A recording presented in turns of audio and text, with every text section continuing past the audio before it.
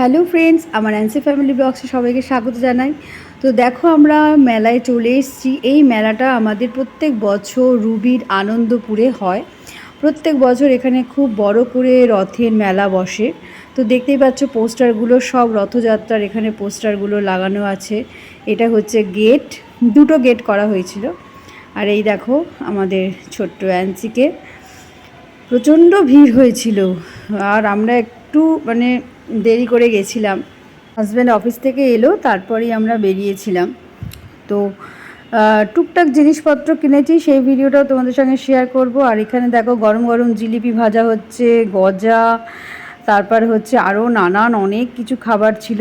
তারপর এখানে দেখো কানের স্টল, কানের দোকানের তো ভর্তি। এখানে হচ্ছে আচারের স্টল, আচার, কাসুন্দি, অনেক দোকান বসেছিল। বাচ্চাদের বড়দের কেনার জিনিসপত্র, প্রচুর জিনিসপত্র এখানে পাওয়া যাচ্ছিল।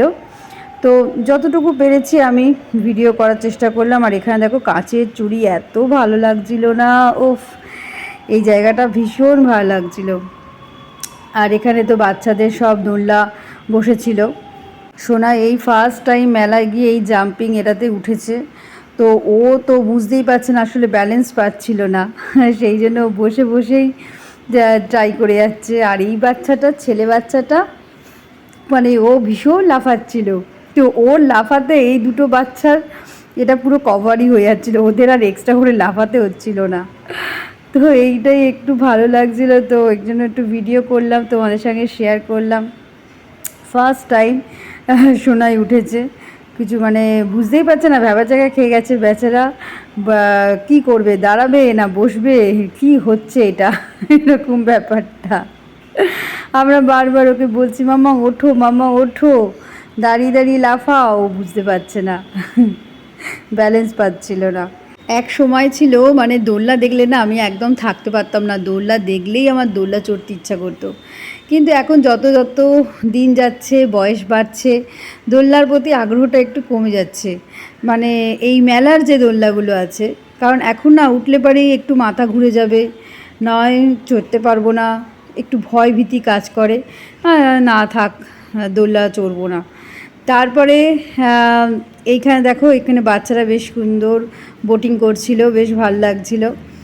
তো সোনা একটু বড় হলে এগুলো করতে পারবে। সোনায়ের তো দোলনা চড়তে সেরকম মেলার দোলনাগুলো চড়তে ওর অত ভালো লাগে না। তো এখানে দেখো চলে এলাম বাচ্চাদের এই জোনটাতে, এখানে প্রচুর বল দিয়ে ভরা ছিল। এইখানটা তো সোনাই ভীষণ এনজয় করেছে, কিন্তু ব্যাপারটা হচ্ছে এত বল দেখে প্রথমে একটু ভ্যাবাচাকা খেয়ে গেছে। কি করবে বাচ্চা, কি করবে, ব্যাপারটা যিনি ছিলেন তিনিও ওকে খুব এনকারেজ করছিল, বাবু খেলো, এরকমভাবে বারবার বলছিল। কিন্তু ও এত বল দেখে কোনটা ছেড়ে কোন বলটা ধরবে বুঝে উঠতে পারছে না, এরকম হয়েছে ব্যাপারটা। তারপরে তো অনেকক্ষণ সময়টা আমরা এখানে কাটালাম। তারপরে আরও একটা দুটো বাচ্চা আসছিল, ওরাও বেশ এনজয় করছে। একটু বড় বাচ্চা হলে কি ব্যাপারগুলো ধরতে পারে, আর ও তো ছোট, অতটা পাচ্ছিল না। তারপর এখানে আমরা চলে এলাম ঘুগনি খেতে। মেলায় যাব, ঘুগনি খাবো না, হতে পারে? আর এই যে স্টলগুলো দেখতে পাচ্ছ, এখান থেকে আমরা টুকটাক জিনিসপত্র কিনেছি, সেরকম কিছুই কিনিনি, টুকটাক কিনেছি। কিনে তারপরে বাড়ির দিকে রওনা হচ্ছিলাম।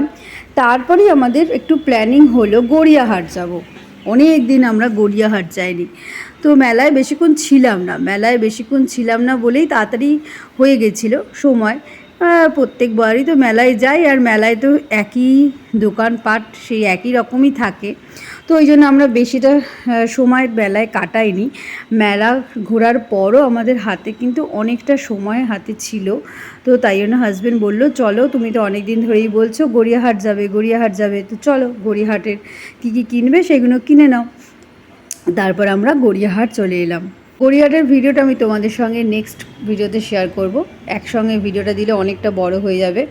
তারপরে এক ভদ্রমহিলার সঙ্গে আলাপ হলো, উনি আমাদের এই আনন্দপুরেই থাকেন। তো সোনাইকে দেখে ওনার খুব ভালো লেগেছিল, তো ওই জন্য উনি নিজে থেকে এসে আমাদের সাথে কথা বললো, সোনাইকে আদর করলো। দেখো, ওনার সঙ্গে একটা দুটো ফটোও তুলেছি, তোমাদের সঙ্গে শেয়ার করে দিলাম। ভীষণই ভালো মনের মানুষ, ভদ্রমহিলা। ভীষণ ভালো লাগছিলো আন্টিকে।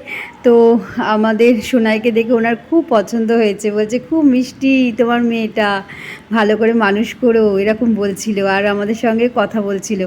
আবার নতুন কোনো ভিডিওতে দেখা হবে, টাটা।